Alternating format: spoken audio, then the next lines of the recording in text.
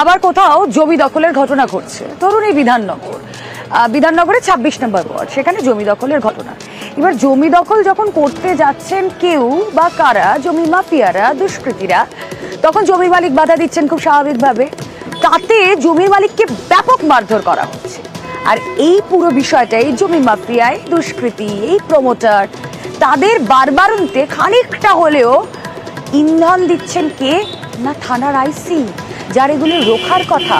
আর সেই কারণে নিউটাউন থানার আইসিকে তীব্র ভর্ৎসনা বিচারপতি। কি ঘটেছে এক্স্যাক্টলি আমাদের প্রতিনিধি রয়েছেন সঙ্গে, আরো ডিটেলে জানাবেন। তার আগে ছবি দেখাচ্ছি আপনাদের, অনুপ রয়েছেন সঙ্গে, অনুপের সঙ্গে কথা বলবো। অনুপ, কি ঘটেছিল একটু ডিটেলে বলো। জমির মালিক বাধা দিলেন, তারপর এত প্রশ্রয় এরা পায় কোথা থেকে?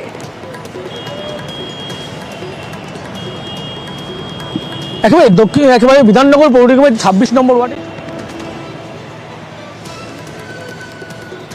রাতারাতি দখল হয়ে যায় এবং জমির দখল করার পরবর্তী ক্ষেত্রে বলা হয় সেখানে কিন্তু একেবারে এই জমি বিক্রি নেই বলে এমনটা বোর্ড লাগিয়ে দেওয়া হয়। এরপরে যারা জমির আসল মালিক তারা যখন সেখানে যায় প্রতিবাদ করে, তাদেরকে কিন্তু মারধর করা হয়, তাদেরকে এলাকা ছাড়া করে দেওয়া হয়। এরই পরবর্তী ক্ষেত্রে আদালতে কিন্তু তারা একেবারে হাইকোর্টের দ্বারস্থ হয়, তার কারণ থানায় যখন অভিযোগ তারা করতে যায় পুলিশ সেইভাবে ব্যবস্থা নেয়নি। অন্যদিকে বলা হচ্ছে একেবারে এই যে যারা আসল জমির মালিক তাদেরকে কিন্তু একেবারে হুমকি দেওয়া হয়, তাদেরকে অভিযোগ লঘু ধারায় করা। অন্যদিকে পুরনো একটি মামলা, সেই মামলায় তাদেরকে কিন্তু যোগ করা হয়, সেক্ষেত্রে প্রমোটারকে খুশি করার জন্য, এমনটাই বলা হচ্ছে।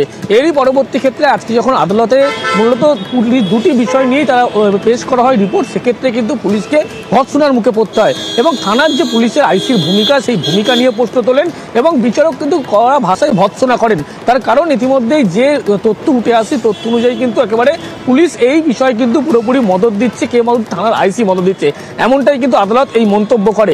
এর পরবর্তী ক্ষেত্রে আগামী 12ই ডিসেম্বর পরবর্তী শুনানির ডেট দেওয়া হয়েছে। অন্যদিকে যিনি মামলাকারী তার কিন্তু একেবারে নিরাপত্তা সুনিশ্চিত করতে হবে, এমনটাও বিচারকের পক্ষ থেকে স্পষ্ট করা হয়েছে। এবং সেখানে রায় একেবারে রিপোর্ট পেশ যখন করা হয় সে সময় বলা হয় থানার আইসি কিন্তু এত বড় নিউটাউন থানার মতো থানা, সেই গুরুত্বপূর্ণ থানায় তার থাকার কিন্তু কোনো অধিকার নেই, হয় তাকে সরাতে হবে, না হলে আদালত তাকে সরিয়ে দেবে। তার বিরুদ্ধে কি ব্যবস্থা নেওয়া হচ্ছে, ডিপার্টমেন্ট ইনকোয়ারি, এই সমস্ত রিপোর্ট কিন্তু আগামী 12ই ডিসেম্বর যেমন দিতে হবে, পাশাপাশি যিনি মামলাকারী তাকেও কিন্তু বলা হচ্ছে তার যে নিরাপত্তা সুনিশ্চিত ব্যবস্থা করতে হবে পুলিশকেই। রুমেলা,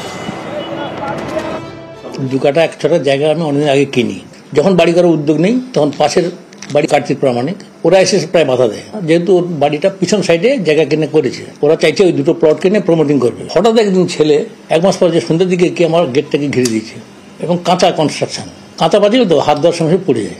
ওর বাবা এসে একে ধরে তর্কাতর্কি করতে করতে মারামারি আরম্ভ করে দেয়। খবর পেয়ে আমি আমার বড় ছেলে দৌড়ে যাই, আমাকে ধরে ওর বাবা মারচাও করতে ভাষা গালাগালি, আর প্রচুর লোকজন জড়ো হয়েছে। আমার গলা একটা সোনার চেন ছিল, ওর বাবা টেনে ছেড়ে নিয়েছে। বড় ছেলে গেছে, তাকে দুমদম করে মারা। কার্তিক প্রামাণিক দালালি করে আর লোককে ধমকানি চমকানি দিয়ে কাউকে জায়গায় বাড়ি করতে ইচ্ছে না, সব প্রমোটিং করো, আর এইসব কমিশন টমিশন খায়। আইসি নিউটাউন পুলিশ স্টেশন তিনি যে রিপোর্ট পাঠিয়েছিলেন তাতে অসন্তুষ্ট হয়েছিলেন বিচারপতি এবং সেই রিপোর্ট তিনি ফিরিয়ে দিয়ে বলেছিলেন যে নতুন করে রিপোর্ট দেওয়ার জন্য।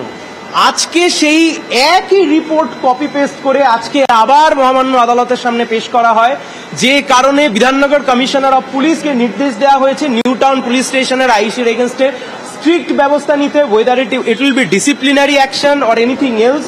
কিন্তু এটা হওয়া উচিত ছিল, তার কারণ এই সমস্ত কেসগুলোতে সাংবিধানিক আদালতের নির্দেশকে যদি অমান্য করে পুলিশ, তাহলে সাধারণ নাগরিক তারা কোথায় যাবে?